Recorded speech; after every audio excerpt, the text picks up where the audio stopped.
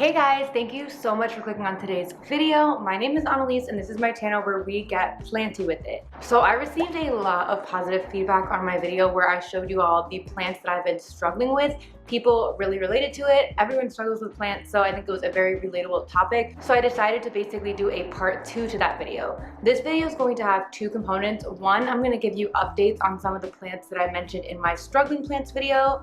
Not all of them have updates, but I think about 3 out of the 5 of them do have some updates. And then I'm going to show you some more plants that I'm struggling with that hopefully will look better soon. So if you struggle with plants too, or just want to hear about the plants that I'm struggling with, then definitely keep on watching.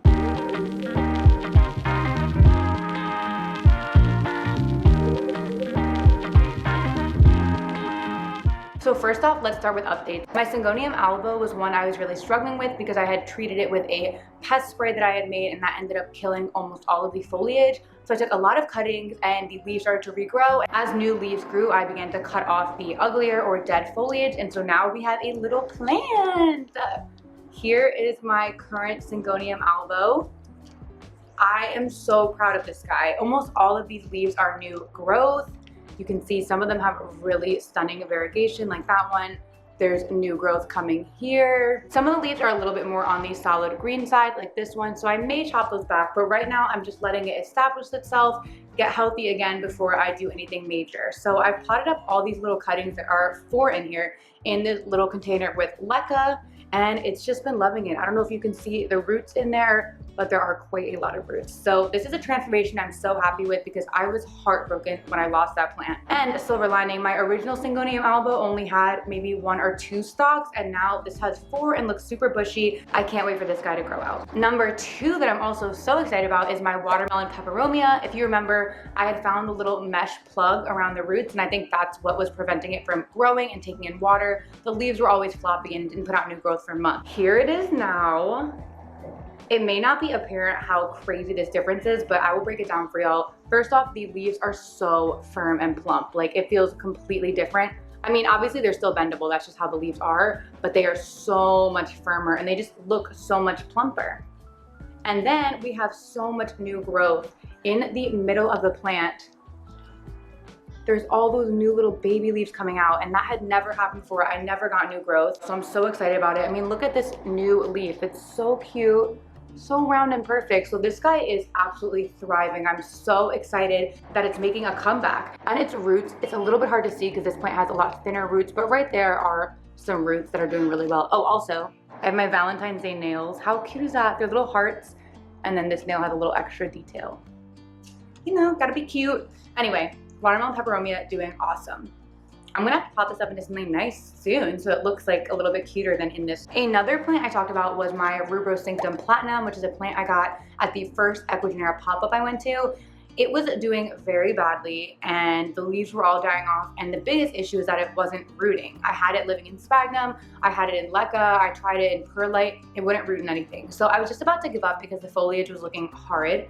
It still does look really bad, but I decided to put it in water, and so there is a little bit of an update. As you can see, these leaves are continuing to die, really like... Anyway, I haven't ripped them off yet because I'm letting it use this last bit of energy from this top part. I probably should just cut off this bottom part.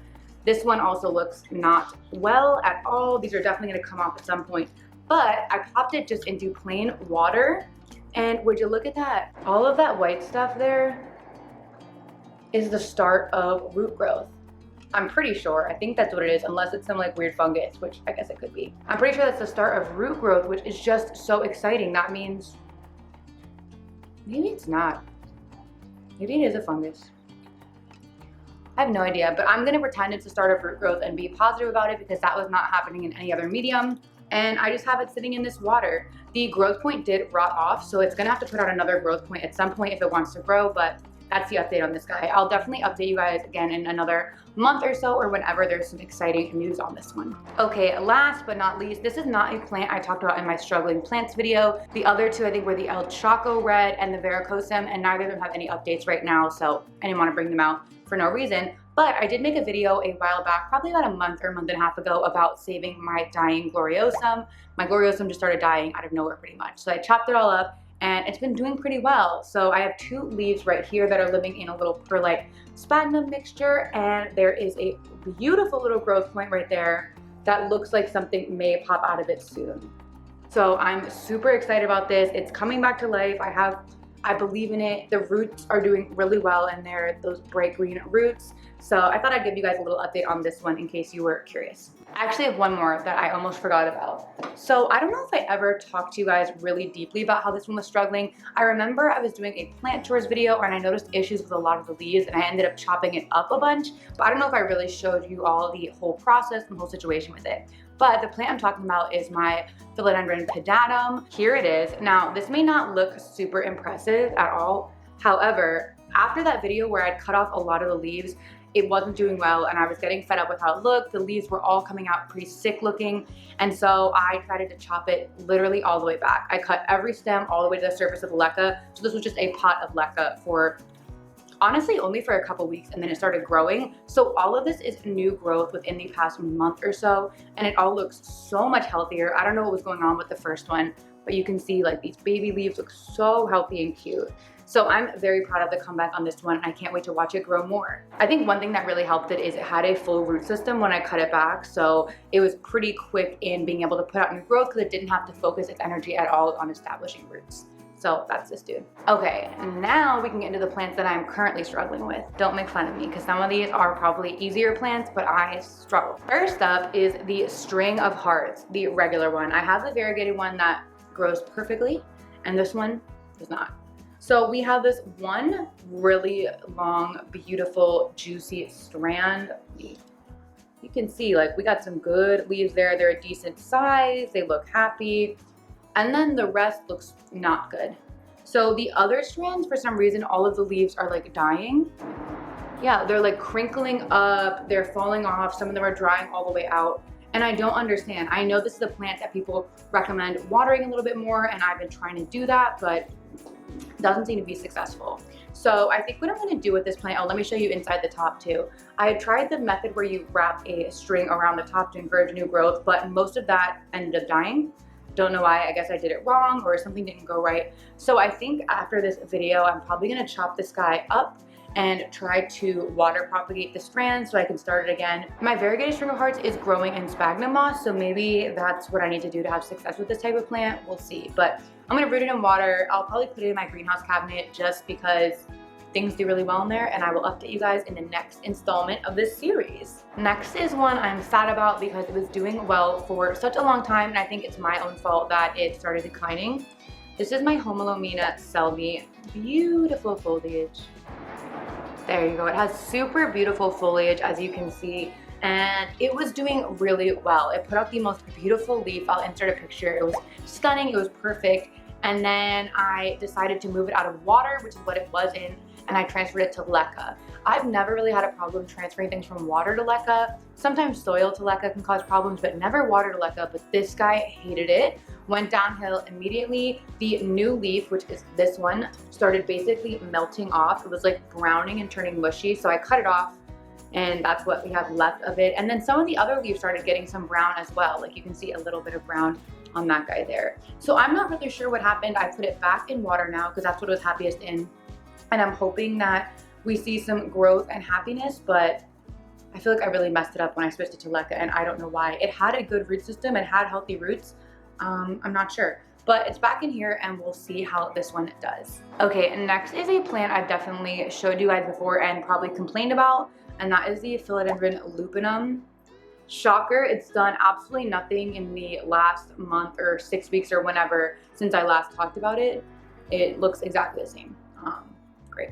So this plant is very unsatisfying and it does nothing, and so I've decided I'm going to chop it because that's what I do when plants aren't doing well, and sometimes it'll help them kind of push out new growth. So I'm going to chop it and put these guys probably in water, maybe in sphagnum, depending. We'll see how I feel, and hopefully we'll have some updates down the line. Hopefully this little leaf here, if you guys can see, there's a little new leaf right there. It's been there for a month. Not growing, just I don't know if it's stuck. I don't like to usually play with leaves, like to pull them out, because I always mess them up, so I'm leaving it, but it's really been stuck. So I'm gonna cut it and we'll see if that does the trick. Okay, and then we have one last struggling plant. Now this plant has been struggling for months and months and months, and I basically just ignored it because I don't know why. I didn't feel love for it. I just didn't care that much. It wasn't like dead, it just didn't look good, and I was letting it be. But the time finally came where I was like, I'm fed up, let's do something about this. So the plant is this Dieffenbachia. I forget the type. Ooh, I used to know, but I can't remember. If you know, comment down below. But this beautiful Dieffenbachia, you can see how pretty the foliage is. And I chopped it all up. It was in a pot, and all the bottom leaves were crisping and browning. The new leaves that were coming out half dead. And so I didn't know what was going on. I mean, you can see there's yellowing on this leaf. It was just not loving life, and so I decided, let's start over. Also, it was in like a 10-inch pot, taking up so much space. So I was like, let's start over, let's reroot it, let's start from the top and see how it does. So I have, I think, yes, 3 different cuttings in this water that I obviously need to change. A ton of algae in there, great. But I have 3 cuttings in here, so I'm hoping that, you know, at least 1 or 2 of them take off. I did just cut this the other day, so obviously there is no root growth yet, but hopefully we have an exciting update soon. There is a new leaf coming, but this was coming before I cut it and hasn't really changed since I cut it. So we'll see if now that it's in water, it'll grow better, because it really is a pretty plant. I mean, this is a very beautiful leaf. And these plants can get so massive and like look like a tree basically. And I want that. I want it to be successful. Anyway, that is plant number, I don't know, I didn't count, but this is the last plant that I've been struggling with right now. Actually, let me correct that. It is not the last plant that I'm struggling with. It's the last one I'm gonna be showing you guys today. I definitely have some more plants that are not looking their best, but that is okay. It's part of plant parenthood.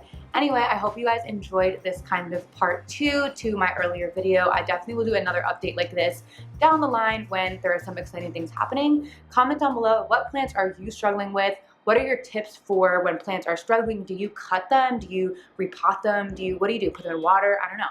Let me know, comment down below, and I will see you in the next one. Bye.